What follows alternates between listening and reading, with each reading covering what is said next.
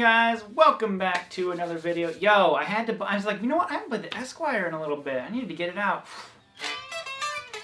It's gotta be probably one of my best sounding guitars, man. I love this thing. That's not what this video is about today. Today we're talking about don't buy the wrong guitar. Now what I'm talking about is certainly geared more towards beginners. Obviously if you've been playing for a while, you probably know what you like and what you don't like. But as a beginner, it's hard to really know that what we're listening to might not overly match up with the guitar. Now I know you can play any style on any guitar, but let's face it, some are just better than others. That's you know, they fit a style a little bit better. So we're gonna dive into that one. I want to give you guys some tips if you're getting your first guitar. I know Christmas is right around the corner, and all these different things are going on, and I just want to throw out some tips for you. So let's just dive in here, and if you have your own tips for getting your first guitar or just getting a guitar in general for things to look out for, leave them down below in the comments. All right, let's get it. Tidbit of business to get out of the way. Make sure you guys enter the Jazz Master giveaway. 1 week left on that. Make sure you get in there. It's a great guitar just to have for anyone.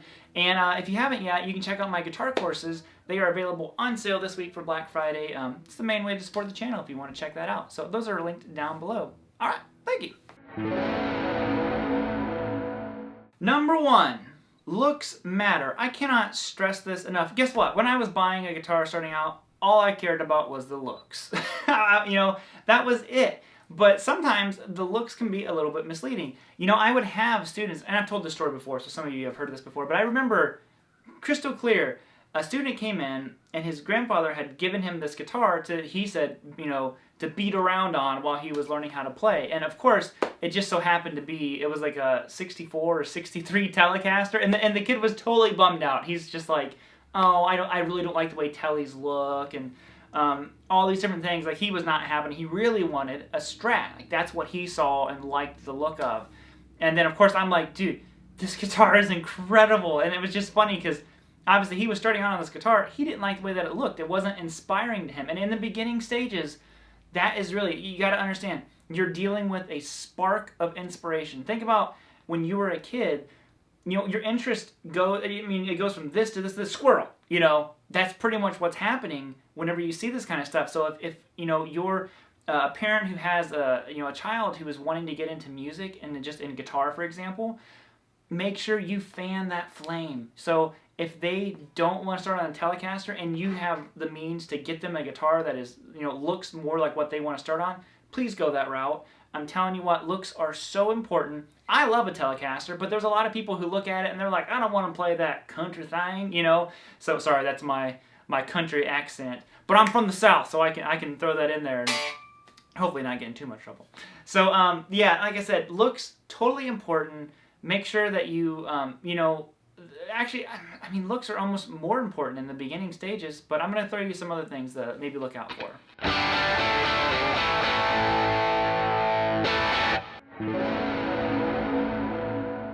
Next, pickups matter. Pickups matter so much. And I know a lot of times people are buying a guitar for someone, and the person they're buying it for, if they're starting out, they don't know anything about pickups, and the person buying the guitar might not know anything about pickups. So here's a little kind of like crash course in pickups. You know, a lot of times, if the person that you're buying the guitar for likes heavier music, say Metallica, Pantera, I don't know, Death Clock, something like that. If you like that style of music, a lot of the times, humbuckers are going to be more suited to your guitar. So in my personal opinion, the best guitar you can get someone to start on, now, of course, if you don't like the way a Strat looks, get an Epiphone, Les Paul, or something like that. But as a guitar, much like this, you know, a Strat-style guitar with this pickup configuration, this is going to pretty much cover the gamut of any style that someone wants to play. You've got a humbucker, you've got your single coils in here. You can do the real nice kind of like chimey clean thing if you want to.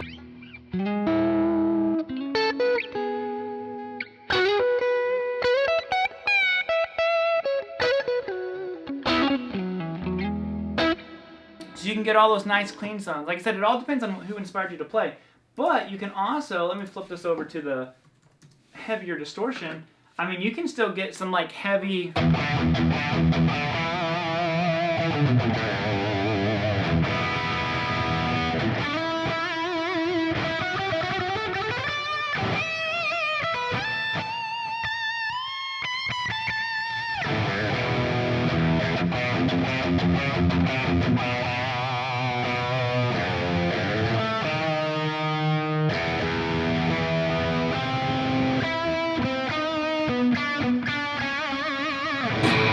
Like it can get heavy, you know, you can dial in different tones. Now your amp is a whole different video.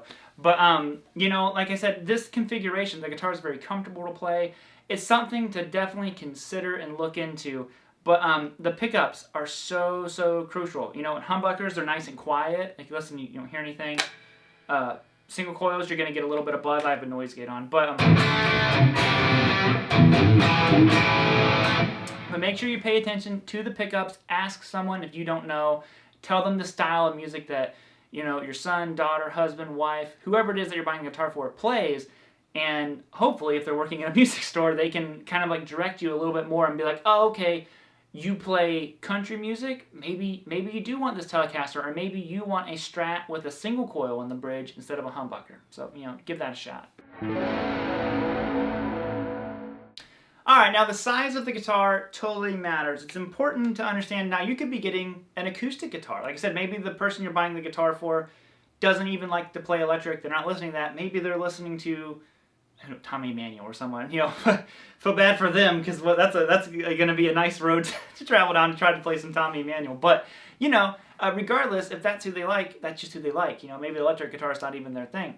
But the size of the guitar really matters. Another thing I ran into a lot as a teacher, I would have parents who bought their kids or bought whoever it was, you know, a guitar that was just too big.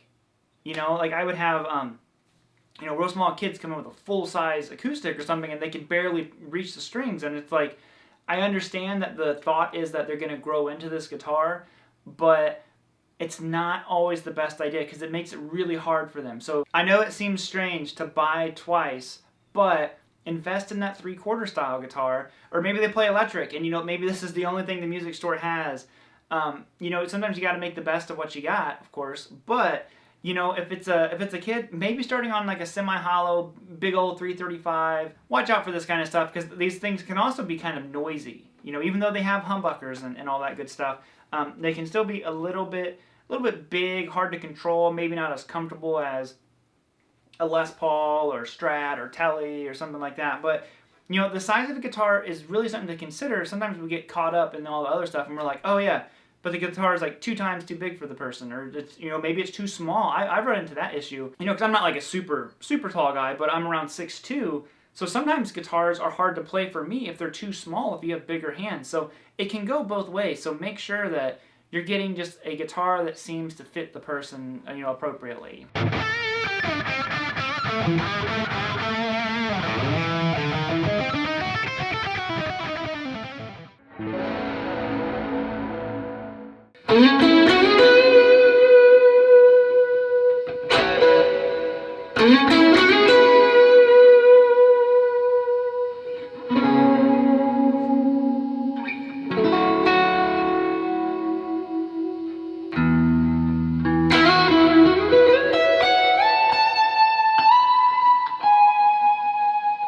Now, another thing when you're buying a guitar for someone starting out, watch out for guitars that have too many gadgets and gizmos. Like, you don't need to buy a Variax, or, you know, the thing has a million switches on. I would even say maybe you can get a Jazzmaster that doesn't have all the controls on it, but a Jazzmaster by itself does a lot. There's a lot to go with the pickups and the controlling. It can be really just, you know, option paralysis for someone who's starting out. So you really don't need to be fiddling around with that stuff. You should be focusing on playing.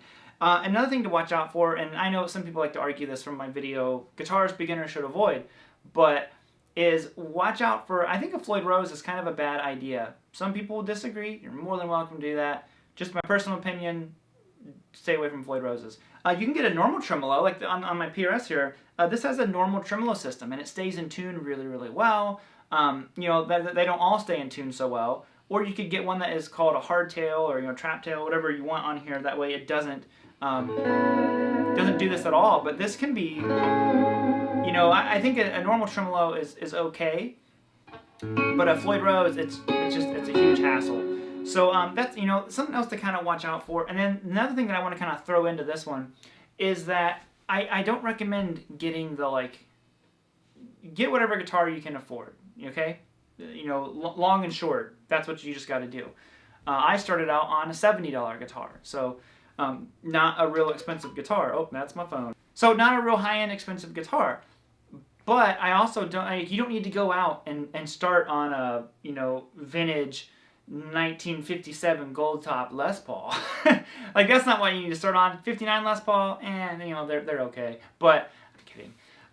But yes, no, yes, no, yeah, no, yeah.